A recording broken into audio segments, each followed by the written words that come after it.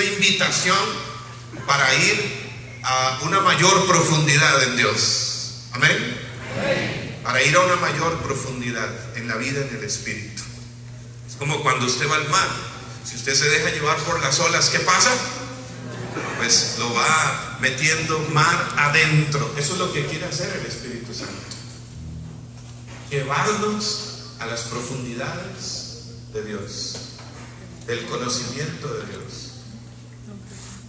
Y esto no es para unos especiales, para unos intelectuales, para unos grandes teólogos. Esto es para todos, tanto para el doctor en teología en Roma, como para la persona más sencilla y humilde en cualquier comunidad. El Espíritu Santo a todos nos quiere llevar a una profundidad. Así que qué bueno que estén aquí queriendo formarse. Hay lugares donde los servidores no quieren formarse. Yo sé que eso no pasa aquí en Tijuana. Y es importante formarse, porque de la ignorancia el demonio saca ganancia. Claro, una formación que no se quede solo en conceptos, que no se quede solo en ideas, que no se quede solo en teorías, sino una formación que lleve a una experiencia, a una vivencia, una formación que genere lo que dice San Pablo en Romanos 12:2, una transformación de la mente, para poder comprender, conocer lo bueno, lo agradable, lo perfecto de la voluntad de Dios, de los propósitos de Dios. Amén. Amén. Formarse.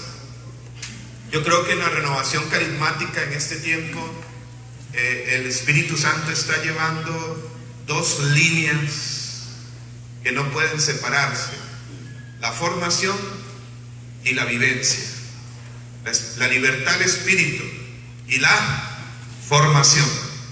No hay que tenerle miedo a la formación. La formación no nos va a quitar la libertad al Espíritu. Cuando es formación dada en el Espíritu. Porque la letra sin el Espíritu mata, dice San Pablo. Pero la letra con el Espíritu, la formación con el Espíritu, podríamos decir por el contrario, genera vida, hace crecer. Amén. Amén. Y cuando Pablo habla de Cristo en 1 Corintios 1:24, Pablo dice: tanto para judíos como para griegos, hablando en su contexto, Cristo es fuerza de Dios, poder de Dios y sabiduría de Dios. Y me llamaba la atención ese versículo que ahora venía leyendo de camino, cuando venía con la hermana Egna en el automóvil. Abro mi Biblia y leo este versículo y me llamó la atención. Cristo es, dice San Pablo, fuerza de Dios. ¿Qué es Cristo? Fuerza de Dios. ¿Quién es Cristo? Fuerza de Dios. Es el ahora de Dios entre nosotros. Dios encarnado, que viene a liberar a los cautivos, a los oprimidos, a sanar los corazones heridos, a dar la vista a los ciegos, a levantar, a perdonar. Cristo es fuerza de Dios, poder de Dios. Y dice San Pablo también, Cristo es sabiduría de Dios. ¿Qué es Cristo también?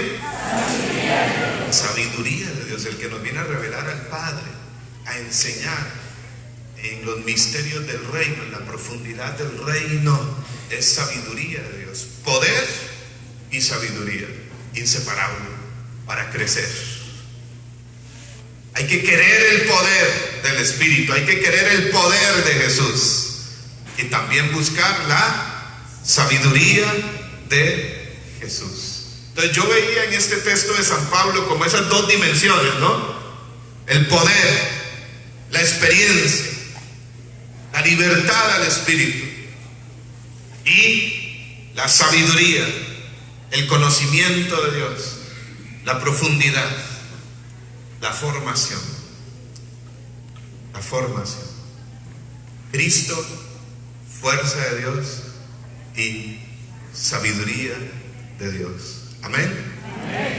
Así que estamos iniciando este seminario o este retiro, encuentro de 2 días llamado Proyecto Timoteo, formación de predicadores y evangelizadores. Así es como surgió. Les cuento brevemente. Esto surgió en el 2013 allá en Costa Rica.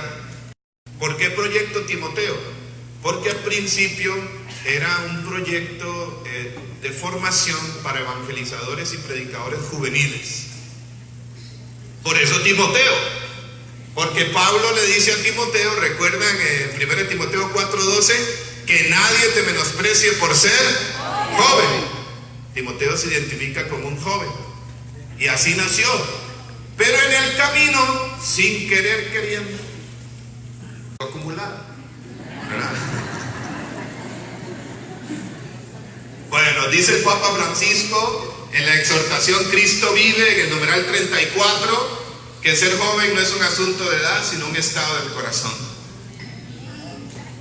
Y fue creciendo, se fueron sumando personas, empezamos a hacer algunos retiros, talleres, y sin mucho protocolo, sin organización, sin mucho papeleo, fue surgiendo como una corriente que se va abriendo cauce, ¿no? Sí se fue dando.